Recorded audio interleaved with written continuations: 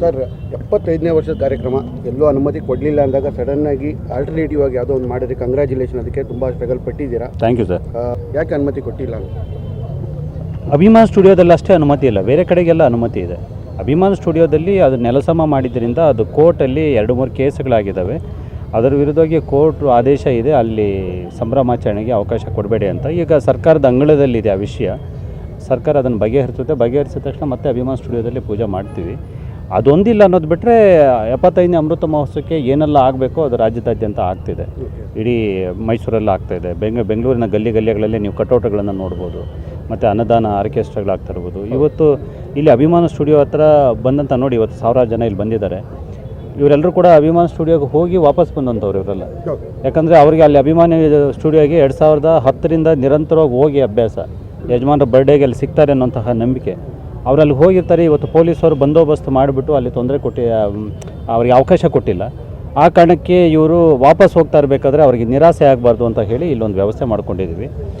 ಇಲ್ಲೂ ಸ್ವಲ್ಪ ಸಮಸ್ಯೆಗಳಿತ್ತು ಆರಂಭದಲ್ಲಿ, ಬಟ್ ನಿನ್ನೆ ಅದರ ಅನುಮತಿಯನ್ನು ತೊಗೊಂಡು ಇವತ್ತು ಇಷ್ಟು ಮಾತ್ರಕ್ಕೆ ಒಂದು ಮಂಟಪದ ರೀತಿಯಲ್ಲಿ ಮಾಡಿ ಒಂದು ದೇವಸ್ಥಾನದ ಫೀಲ್ ಬರೋ ಥರ ಮಾಡಿ ಅಭಿಮಾನಿಗಳಿಗೆ ಒಂಚೂರು ಸಮಾಧಾನ ಮಾಡುವಂಥ, ಮಗು ಅಳ್ತಾ ಇದ್ದಾಗ ಅಮ್ಮ ತೊಡೆ ಮೇಲೆ ಹಾಕ್ಕೊಂಡು ಸಂತೈಸ್ತಾರಲ್ಲ, ಆ ರೀತಿದು ಒಂದು ಸಣ್ಣ ಸಮಾಧಾನ ಅಷ್ಟೇ.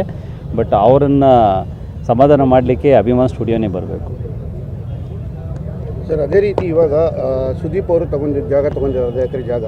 ಸೊ ನೀವು ಮೊನ್ನೆ ಮಾತಾಡ್ಬೇಕಾದ್ರೆ ಬೇರೆ ಮಾಧ್ಯಮದಲ್ಲಿ ಮಾತಾಡ್ಬೇಕಾದ್ರೆ ಹೇಳ್ತಾ ಇದ್ರೆ ಅದು ಯಾವುದೇ ಕಾರಣಕ್ಕೂ ಈಕ್ವಲ್ ಆಗೋಕ್ಕೆ ಸಾಧ್ಯನೇ ಇಲ್ಲ ಅಂತ. ಹೌದು. ಸೊ ಅಲ್ಲೂ ಕೂಡ ಇವತ್ತು ಒಂದು ನೀಲಿ ನಕ್ಷೆ ರಿಲೀಸ್ ಆಗುತ್ತೆ ಅಂತ ಕೇಳ್ಬಿಟ್ಟು. ಹೌದು. ಯಾಕಂದರೆ ನೋಡಿ, ಇದು ಅಭಿಮಾನ್ ಸ್ಟುಡಿಯೋದು 15 ವರ್ಷದಿಂದ ವಿವಾದದಲ್ಲಿದೆ. ಪ್ರತಿ ಸಲ ಅಲ್ಲಿ ಇರುತ್ತೋ ಇಲ್ಲವೋ ಅನ್ನೋಂತಹ ಗೊಂದಲ ಎಲ್ಲ ಅಭಿಮಾನಿಗಳಿಗಿದೆ. ಆ ಗೊಂದಲ ಮುಂದಿನ ವರ್ಷದಿಂದ ಇರಬಾರ್ದು. ಎಲ್ಲಿಲ್ಲ ಅಂದರೂ ಕೂಡ ಬೆಂಗಳೂರಲ್ಲಿ ಇಂಥ ಕಡೆಗೆ ನಿರಂತರ ಕಾರ್ಯಕ್ರಮ ಇದ್ದೇ ಇರುತ್ತೆ ಅನ್ನೋಂತಹ ನಂಬಿಕೆಯಿಂದ ಅವರು ಬರಬೇಕು. ಆ ಕಾರಣಕ್ಕೋಸ್ಕರ ಒಂದು ದರ್ಶನ ಕೇಂದ್ರ ಅಂತ ಹೇಳ್ಬಿಟ್ಟು ಪ್ಲ್ಯಾನ್ ಮಾಡ್ತಾಯಿದ್ವಿ. ಭಾಳ ಅದ್ಭುತವಾಗಿ ಬರುತ್ತೆ, ಇಡೀ ದೇಶದಲ್ಲೇ ಮೊದಲು. ಅದರದ್ದು ಇವತ್ತು ಸಂಜೆ 4:15ಗೆ ಆ ಬ್ಲೂ ಪ್ರಿಂಟನ್ನು ಥಿಯೇಟ್ರಲ್ಲಿ, ದೊಡ್ಡ ಥಿಯೇಟ್ರಲ್ಲಿ ಕಲಾವಿದರ ಸಂಘದಲ್ಲಿ ಆ ಸ್ಕ್ರೀನ್ ಮೇಲೆ ಹಾಕೋಣ ಅಂತ ಹೇಳ್ಬಿಟ್ಟು ಅಂದ್ಕೊಂಡಿದ್ವಿ. ಸೊ ನೀವು ಎಲ್ಲ ಬನ್ನಿ ಸರ್. ಅದೇ ರೀತಿ ಅಭಿಮಾನ್ ಸ್ಟುಡಿಯೋ ಜಾಗ ಏನಿದೆ ಗೌರ್ಮೆಂಟ್ ಕೊಟ್ಟಿತ್ತು, ಅದನ್ನು ಅರಣ್ಯ ಇಲಾಖೆ ವಾಪಸ್ ಪಡಿತೀವಿ ಅಂತ ಹೋದಾಗ ಮಗಳು ನಾನು ಕೇಸ್ ಹಾಕ್ತೀನಿ ಅಂತಾರೆ, ಏನೋ ಅವ್ರ ಸ್ವಯಾರ್ಜಿತ ಆಸ್ತಿ ಅನ್ನೋ ಥರ. ಅದಕ್ಕೆ ಏನು ಹೇಳೋಕ್ಕೆ ಇಷ್ಟಪಡ್ತೀರ ಸರ್? ನಾನು ಅವ್ರ ಬಂಡ ಧೈರ್ಯವನ್ನು ಭಾಳ ಮೆಚ್ತೀನಿ ಸರ್, ನೀವು ಮೆಚ್ಚಬೇಕು. ಸರ್ಕಾರ ಮುಟ್ಗೋಲು ಹಾಕ್ಕೊಂಡ್ರು ಕೂಡ ಕಾಂಪೌಂಡ್ ಹಾಕ್ಕೋತಾರೆ. ಸರ್ಕಾರ ಮುಟ್ಗೋಲು ಹಾಕ್ಕೊಂಡ್ರು ಕೂಡ ಅದನ್ನು ಅಗ್ರಿಮೆಂಟ್ ಮಾಡ್ಕೋತಾರೆ ಮಾರಾಟ ಮಾಡಲಿಕ್ಕೆ. 14 ಕೋಟಿಗೆ 1 ಎಕರೆ. ಸರ್ಕಾರ ಮುಟ್ಗೋಲು ಹಾಕ್ಕೋತೀನಿ ಅಂತಂದರೂ ಕೂಡ ಕೋರ್ಟಲ್ಲಿ ಕೇಸ್ ಹಾಕ್ಕೋತಾರೆ, ಸ್ಟೇ ಆರ್ಡರ್ ತರ್ತಾರೆ. ನನಗೆ ಡೌಟ್ ಬರೋದು, ಸರ್ಕಾರಕ್ಕಿಂತ ಇವರು ಇಷ್ಟು ಸ್ಟ್ರಾಂಗಾ ಅಂತ, ಇವರೇನು ಪ್ಯಾರಲಲ್ ಗೌರ್ಮೆಂಟಾ ಅಂತ.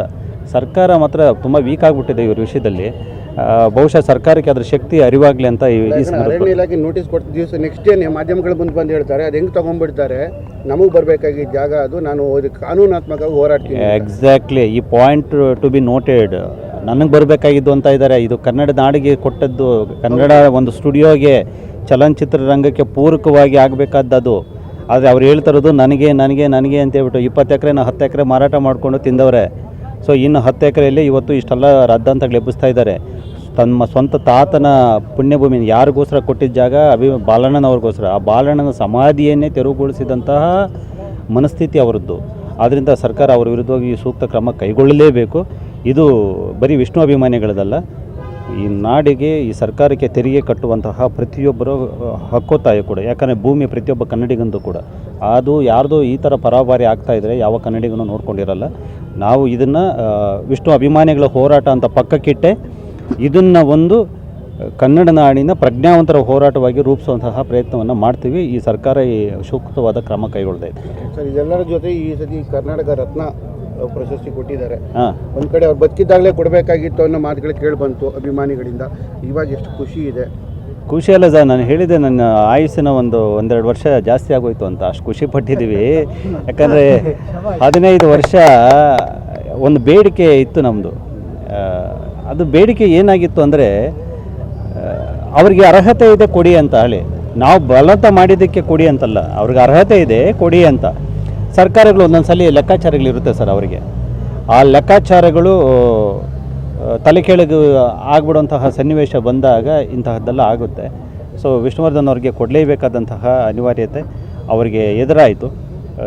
ಅದಕ್ಕೆಲ್ಲ ಕಾರಣ ಅವರ ಸಾಧನೆಗಳು, ಅವರ ಕನ್ನಡದ ಅಸ್ಮಿತೆಯನ್ನು ದೇಶದಾದ್ಯಂತ ಮೆರೆಸಿದ ರೀತಿ, ಮತ್ತು ಇಷ್ಟು ವರ್ಷಗಳಾದರೂ ಕೂಡ ನೋಡಿ ಅಸಂಖ್ಯ ಸಂಖ್ಯೆಯ ಅಭಿಮಾನಿಗಳು ಯಾರಾದರೂ ಒಬ್ಬ 16 ವರ್ಷ ಆದಮೇಲೂ ಕೂಡ ಹೀಗೆ ಒಂದು ಎದೆ ಕೊಟ್ಟು ನಿಲ್ಲುವಂಥ ಇನ್ನೊಂದು ಅಭಿಮಾನಿ ಪಡೆಯನ್ನು ತೋರಿಸಿ ಸರ್, ಭಾಳ ಅದ್ಭುತವಾಗಿ ಇವತ್ತಿಗೂ ಅವರನ್ನು ಆರಾಧಿಸ್ತಾ ಇದ್ದಾರೆ. ಈ ಎಲ್ಲ ಕಾರಣಕ್ಕೋಸ್ಕರ ಸರ್ಕಾರಕ್ಕೆ ಅರ್ಥವಾಯಿತು, ಅದರಿಂದ ಕೊಟ್ಟಿದ್ದಾರೆ ಸರ್. ಸೊ ಅದೇ ರೀತಿ ಈಗ ಅಭಿಮಾನಿ ಸ್ಟುಡಿಯೋನು ಸಮಾಧಿನ ಧ್ವಂಸ ಮಾಡಿದ್ದು ಒಂದು ಕಾರಣ ಇಟ್ಕೊಂಡ್ಬಿಟ್ಟು ಕರ್ನಾಟಕ ರತ್ನ ಕೊಟ್ಬಿಟ್ಟು ಕಣ್ಣು ಕೆಲಸ ಮಾಡಿರೋ ಸರ್ಕಾರ ಅಂತ. ಇಲ್ಲ ಸರ್, ಕಣ್ಣು ಒರೆಸೋ ಕೆಲಸ ಇಲ್ಲ, ನಾವು ಕಣ್ಣು ಒರೆಸ್ಕೊಂಡೇ ಇಲ್ಲ. ಇನ್ನು ನಮ್ಮಲ್ಲಿ ಕಣ್ಣೀರು ಇನ್ನೂ ಸುರಿತಾನೇ ಇದೆ, ನಾವಿನ್ನೂ ಒರೆಸ್ಕೊಂಡಿಲ್ಲ. ನಾವು ಒರೆಸ್ಕೊಳ್ಳೋದು ಯಾವಾಗಂದರೆ ಅಭಿಮಾನಿ ಸ್ಟುಡಿಯೋ ಆದಮೇಲೆ. ಸೊ ಅಲ್ಲಿವರೆಗೂ ಕೂಡ ಅಲ್ಲಿವರೆಗೂ ನಮ್ಮ ಸುರಿತಾನೇ ಇರುತ್ತೆ ಕಣ್ಣೀರು. ಸರ್, ಇದು ಕರ್ನಾಟಕ ರತ್ನ ಪ್ರಶಸ್ತಿ ಎಲ್ರಿಗೂ ಖುಷಿ ತಂದಿರುವಂಥ ವಿಚಾರ. ಅಂದರೆ ಸುದೀಪ್ ಸರ್ ಅವರು ಕೂಡ ನಿಮ್ಮ ಆತ್ಮೀಯರು, ಅವರು ಏನು ನಿಮ್ಮ ಹತ್ರ ಯಾವ ರೀತಿ ಹಂಚ್ಕೊಂಡ್ರು ಅಂತ ಇವಾಗ ಟ್ವೀಟ್ ಮಾಡಿದಾರಲ್ಲ ಕರ್ನಾಟಕ ರತ್ನ, ಅದಕ್ಕೆ ಸಂಬಂಧಪಟ್ಟಾಗಿ ಖುಷಿ ಪಟ್ಟಿದ್ದಾರೆ ಅವರು, ಟ್ವೀಟ್ ಮಾಡಿದ್ದಾರೆ ನೋಡಿ.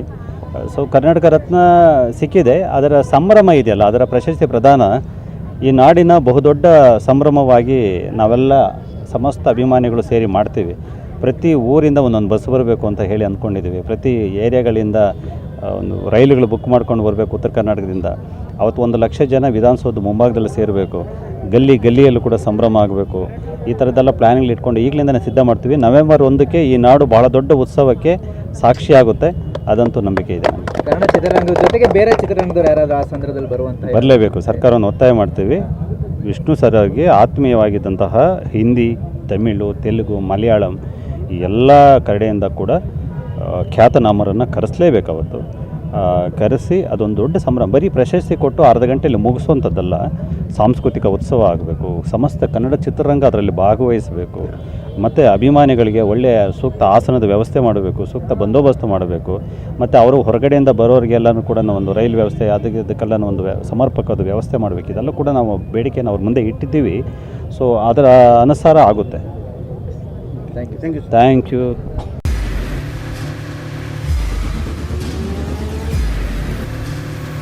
ಪ್ರಜಾಮಾರ್ಗ ನ್ಯೂಸ್, ಇದು ಜನಸಾಮಾನ್ಯರ ಧ್ವನಿ. ನಮಸ್ಕಾರ.